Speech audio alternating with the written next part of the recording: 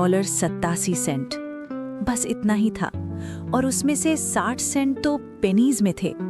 Pennies जो उन्होंने grocer aunty और सब्जी वाले अंकल को तंग करते हुए बचाए थे, जब तक उनके गाल लाल नहीं हो जाते थे। लोग सोचते थे कि वो बहुत कंजूस हैं। डेला वो 3 बार गिन ली, $1.87। और कल क्रिसमस है। स्पष्ट था कि कुछ बड़ा करने का तो रास्ता ही नहीं था, बस पुराने गंदे सोफे पर गिरकर रोना ही सही रहेगा। तो डेला रो पड़ी। जीवन में ऐसा आता रहता है, कभी हंसोगे कभी रोगे, पर ज्यादातर तो बस आंखों से पानी निकलेगा। जब घर की मालकिन अपनी उदासी से ठीक होने लगी तो एक बार घर पर नजर डाली। हफ्ते के $8 का फर्निश फ्लैट इतना भी बुरा नहीं था, पर दिखता जरूर था कि जैसे भिखारी गैंग आ ही जाए।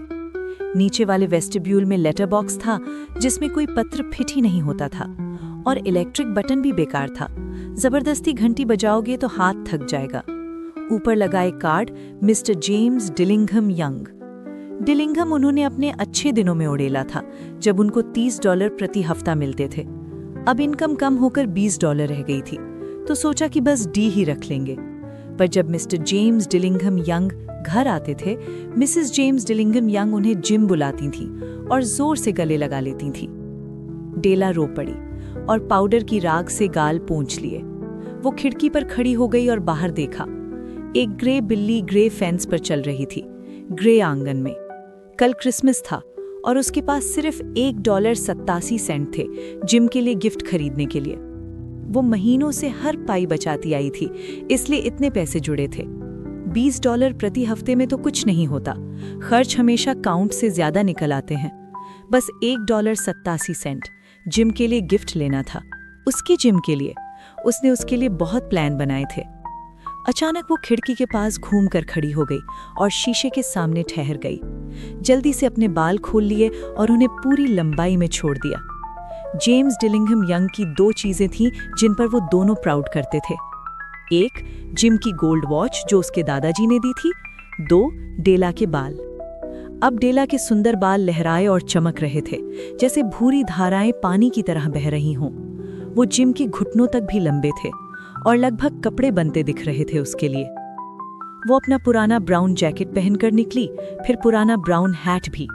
स्कर्ट घुमाते हुए वो सीढ़ियां उतरकर सड़क की ओर चली गई। जहां वो रुकी वहां एक साइन था, madam Sophronie, hair goods of all kinds. क्या तुम मेरे बाल खरीदोगी? डेला ने पूछा। मैं बाल खरीद लूंगी, मैडम ने कहा। टोपी उतारो और मुझे दिखाओ कि कैसे लगते हैं। ब्राउन कैस्केड नीचे लहरा रहा था। $20, मैडम ने कहा। जल्दी दे दो, डेला ने कहा। अगले 2 घंटे उसके जिम के लिए गिफ्ट ढूंढने में निकल गए। अंततः वो उसे मिल गया, एक प्लैटिनम फॉब चेन, सादा और क्लासिक डिजाइन, सिर्फ सब्सटेंस से वैल्यू दिखाने वाला, कोई शो ऑफ वाला गहना नहीं। वो जिम की वॉच के लायक था। जब डेला घर पहुंची तो उसने केयरफुली घाव भरने की तरह अपने आप को सजाया। 40 मिनट में उसका सिर छोटे छोटे कर्ल से ढक गया। शाम को 7 बजे कॉफी तैयार थी और फ्राइंग पैन चूल्हे पर गर्म, चॉप्स बनाने के लिए। जिम कभी देर नहीं करते थे। डेला दरवाजे के पास बैठकर उनका इंतजार कर रही थी। दरवाजा खुला और जिम अंदर आए। वो पतले और गंभीर दिख रहे थे।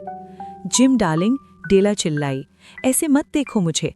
मैंने अपने बाल कटवाकर बेच दिए हैं, क्योंकि मैं क्रिसमस बिना तुम्हें गिफ्ट दिए नहीं जी सकती। तुमने अपने बाल कटवाए? जिम ने पूछा। कटवाए और बेच दिए, डेला बोली। जिम ने अपनी ओवरकोट की जेब से एक पैकेज निकाला और टेबल पर रख दिया। डेल, कोई गलती मत करना, वो बोले। मुझे नहीं लगता कि कोई चीज मुझे तुमसे कम प्यार करा सकती है, पर अगर तुम वो पैकेज खोलो तो शायद समझ जाओ। मैं थोड़ा कंफ्यूज था। डेला जल्दी से पेपर फाड़ने लगी। अंदर थे कंघियां, वे कंघियां जिन्हें डेला ब्रॉडवे की विंडो में बहुत दिनों से पूज रही थीं। सुंदर कंघियां, जूल रिम्स के साथ। अब ये उसके थे, पर जिन बालों पर वे पहननी थीं, वो तो अब नहीं थे। फिर भी वो उन्हें गले लगाकर आंसुओं के बीच मुस्कुराई। मेरे बाल बहुत जल्दी बढ़ते हैं, जिम। फिर उसने जिम को उसका गिफ्ट दिया, वॉच की चेन। जिम मुस्कुराए और सोफे पर लेट गए। डेल, चलो अपने क्रिसमस गिफ्ट रख देते हैं और कुछ देर के लिए उनका इस्तेमाल न करें। वे अभी बहुत प्यारे हैं। मैंने अपनी वॉच बेच दी थी तुम्हारी कंघियां खरीदने के लिए। जैसे कि आप जानते हैं, वे बुद्धिमान लोग थे। उन्होंने क्रिसमस गिफ्ट देने की कला का आविष्कार किया था।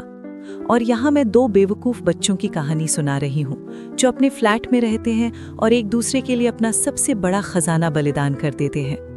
पर उन दोनों से ज़्यादा रोमांटिक कोई नहीं था।